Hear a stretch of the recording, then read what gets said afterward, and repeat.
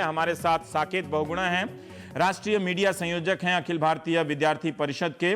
शहला राशिद हैं, उपाध्यक्ष हैं जेएनयू छात्र संघ की और कश्मीर से भी हैं। और एनआईटी श्रीनगर से एक छात्र हमारे साथ फोन पर हैं। जब वो चेहरा ढककर आपके सामने पेश हो रहे हैं देशभक्त कहे जाने के बावजूद, तो मैं उनका नाम नहीं बताना चाहता। माननीय छात्र साहब, आप जो भी हैं, क्या आप बताएंगे कि आप पुलिस ने लाठीचार्ज इसलिए किया कि आप भारत माता की जय के नारे लगाना चाहते थे? पुलिस ने आप पर लाठीचार्ज इसलिए किया कि आप कैंपस से बाहर जा रहे थे? ये लड़ाई तिरंगा फहराने को लेकर हुई अभी जो हुई है, या भारत माता की जय बोलने को लेकर हुई है? सर, ये भारत माता को जय के लेकर नहीं हुई है। ये इसलिए हुई है कि हमारे जूनियर जो स्टूडेंट्स थे वो कैंटीन गए हुए थे। वहां पे इनको कैंटीन वाला बोलता है कि आप यहाँ क्या कर रहे हो, आप यहाँ भागो, यहाँ नहीं तो हम पत्थर चलाएंगे। फिर उन्होंने रात में उनके ऊपर पत्थरबाजी शुरू कर दी।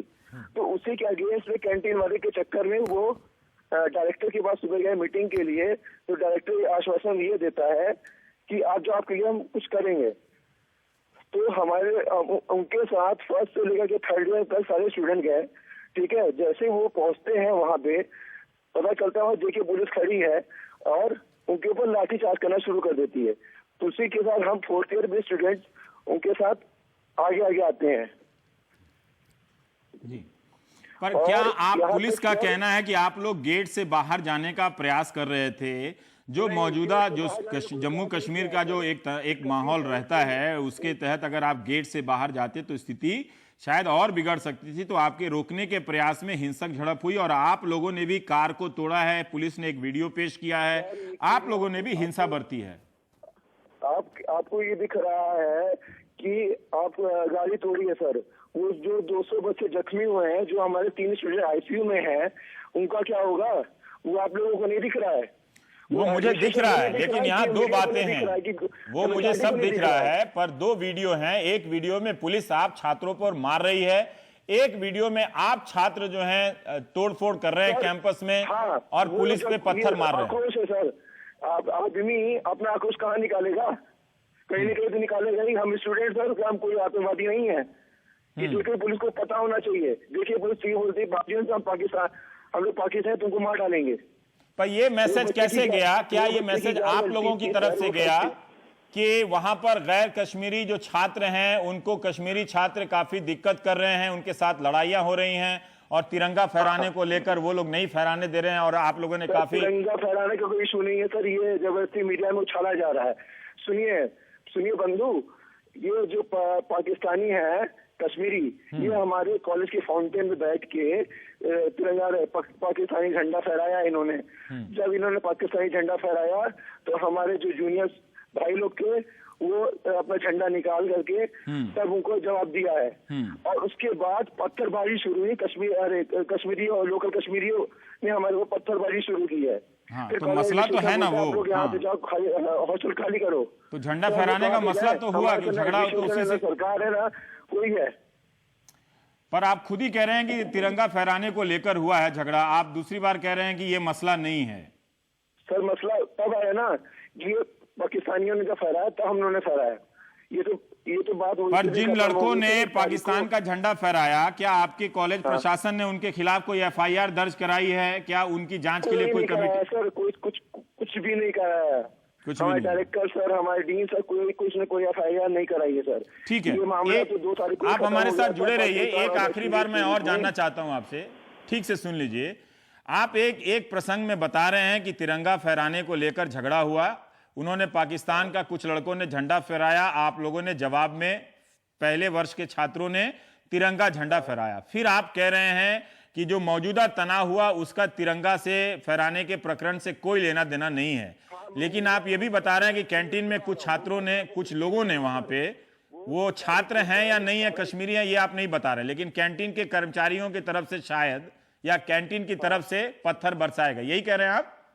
हाँ, और बाहर से कश्मीरी लोकल जो कश्मीरी हैं, जो हमारे कॉलेज के आसपास घर हैं, वहां से भी पत्थर आ रहे हैं।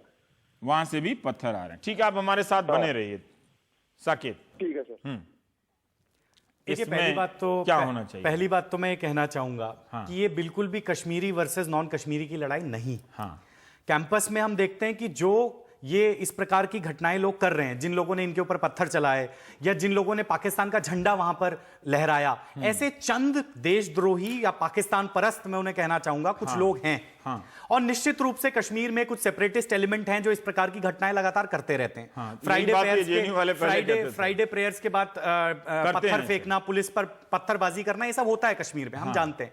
लेकिन इस घटना की आड़ में सारे कश्मीरियों को टारगेट नहीं किया जाना चाहिए, ना ही ये कहा जाना चाहिए तो उसका जिक्र भी नहीं ये कश्मीरी वर्सेस नॉन कश्मीरी का विषय नहीं, सवाल भी नहीं है, ना तो इस लड़के ने ये निश्चित रूप से देशभक्त बनाम देशद्रोहियों का स्ट्रगल है। तो ये निश्चित रूप से क्या उन स्टूडेंट्स की फ्रीडम ऑफ एक्सप्रेशन है जो लोग चाहते थे कि वहां पर भारत का तिरंगा फहराएं।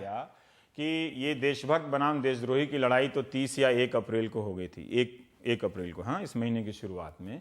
अब से लेकर किसी प्रशासन को इन देशद्रोहियों के खिलाफ क्या करना चाहिए था आपके हिसाब से, बताएं। देखिए, कश्मीर एक निश्चित रूप से सेंसिटिव स्टेट है। बहुत सोच समझकर वहां पर कुछ काम किया जाना चाहिए। कश्मीर का मसला जेएनयू में जब आता है तो कैसे सेंसिटिव नहीं रहता? देखिए, जेएनयू दिल्ली में है और इसलिए यहां पर तो यहाँ पे जेएनयू में लेकिन पुलिस नहीं घुसी अंदर तुरंत, जेएनयू में पुलिस नहीं घुसी, लेकिन एनआईटी में घुसी और घुसकर छात्रों पर बर्बर लाठीचार्ज किया गया। ये बिल्कुल गलत है, बिल्कुल भी नहीं दोष है। किसकी जिम्मेदारी है? ये जिम्मेदारी जम्मू कश्मीर पुलिस की है और निश्चित रूप से जम्मू कश्मीर की सरकार की भी है। सरकार की भी है। बिल्कुल। सरकार को क्या करना चाहिए था? सरकार को, देखिए, वैसे तो 2 दिन पहले ही सरकार वहां पर आई है।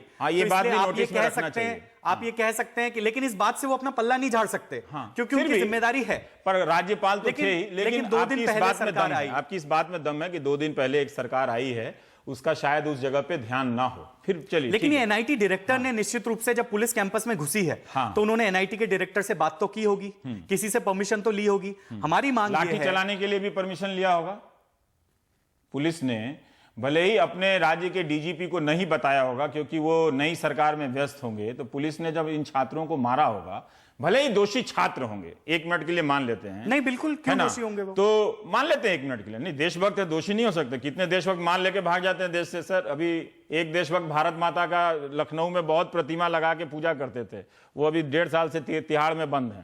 तो इसलिए नहीं, तिरंगा लेकर आगे तिरंगा उससे नहीं होता है। मुझे एक सवाल का जवाब दीजिए, मैं आपसे जानता हूं, आप लोग छात्र नेता हैं, कैंपस के भीतर 1 सेकंड के लिए मान लेते हैं कि इन छात्रों ने गलती की होगी, पुलिस ने जो वीडियो दिखाया, क्या पुलिस ने बिना डायरेक्टर की अनुमति के लाठी चला दिया होगा या उनकी सूचना के?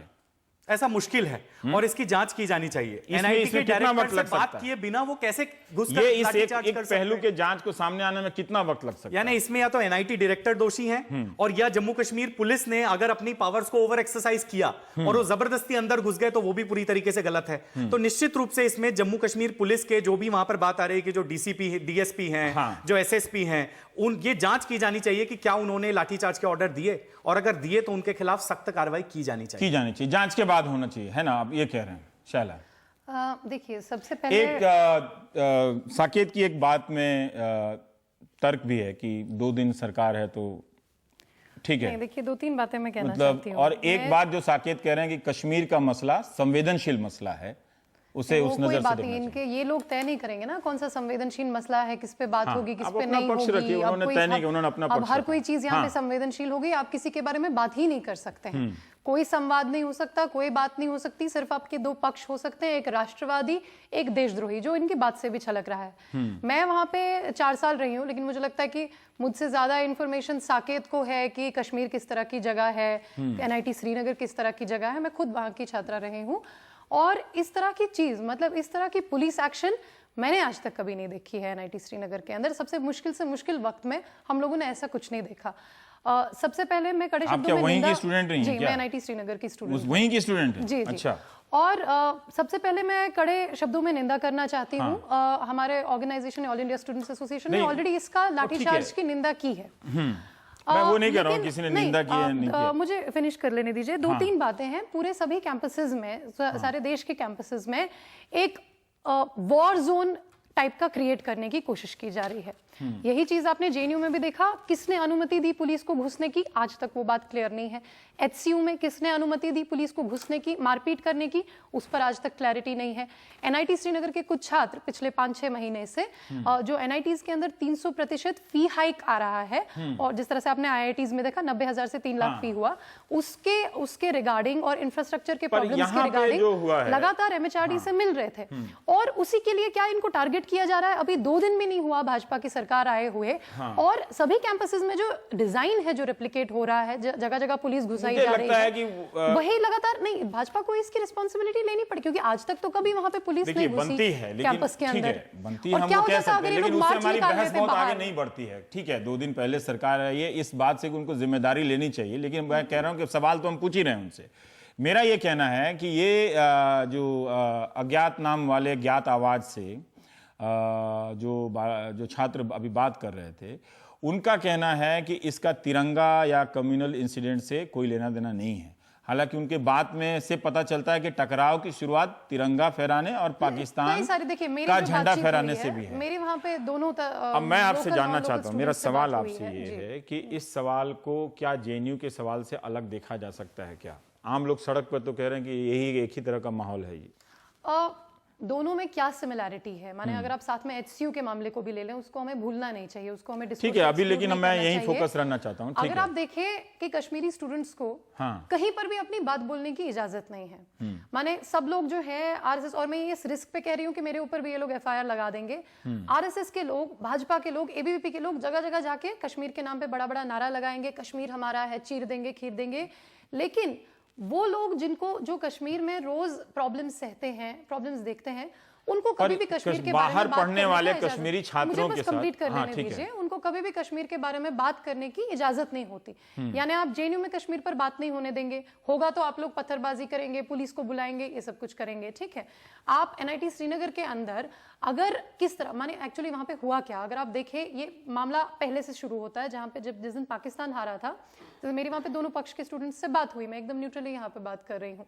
जिस दिन पाकिस्तान हारा T20 से जब बाहर गया, तो उस दिन स्टूडेंट्स का कहना है कि जो नॉन लोकल स्टूडेंट्स हैं, जो कि वहाँ पे मेजॉरिटी में हैं हॉस्टल्स में, उन्होंने हमें ताना मारा, कुछ टॉन्ट किया, वो जो भी उनका अपना चलता रहता है वहाँ पे। तो जब इंडिया हारा, जब इंडिया एग्जिट हुआ, तो हम लोगों ने पटाखे फोड़कर इस तरह से किया। तो ये वहाँ का ओवरऑल जो है प्रॉब्लम रहा। और इसके बरक्स आपने जो सारे फैक्ट्स गिनाए, उसमें एक चीज जो है जो नहीं आई, जो अगले दिन, मैंने सारे नहीं गिनाए, मैंने कुछ ही गिनाए। मैं सारे का दावा नहीं कर सकता। 1 अप्रैल को कुछ छात्रों ने, जो नॉन लोकल छात्र हैं, उन्होंने 2 डे स्कॉलर्स को और एक कोरियर जो डिलीवरी बॉय है, उनको पीटा, बहुत पीटा। और माने कोरियर वाले ये आरोप है, लेकिन इन लड़कों ने कहा है, मेरी बात हो रही थी कि कोरियर बॉय को मारने का बहाना बनाया गया और उसके नाम पे पुलिस को घुसाया। पुलिस का लाठीचार्ज गलत है, नहीं, उसको हम लोग कहीं भी नहीं, लेकिन फिर भी 2 पक्ष है, मैं रखूंगा ना उनसे मेरी बात। मुझे लगता है terms of the debate should be cleared, माने इतना हमको कन्फ्लेट नहीं करना चाहिए। जो बात अपनी जगह गलत है वो अपनी जगह गलत है। फिर मैं साकेत के पास जैसे कुरियर वाले को जो पीट के ये बोला गया कि तुम भारत माता की जय बोलो, 2 डे स्कॉलर्स का भी यही आरोप है कि हम लोग को बोला गया भारत माता की जय बोलो।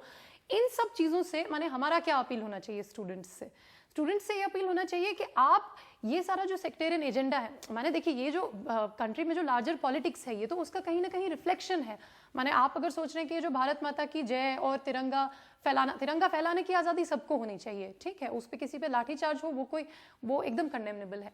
लेकिन कोई अगर ना भी लगाना चाहे भारत माता की जय, उसकी भी आज़ादी होनी चाहिए। माने ये जो क्रिकेट और भारत माता की जय टेस्ट बन गया नेशनलिज्म।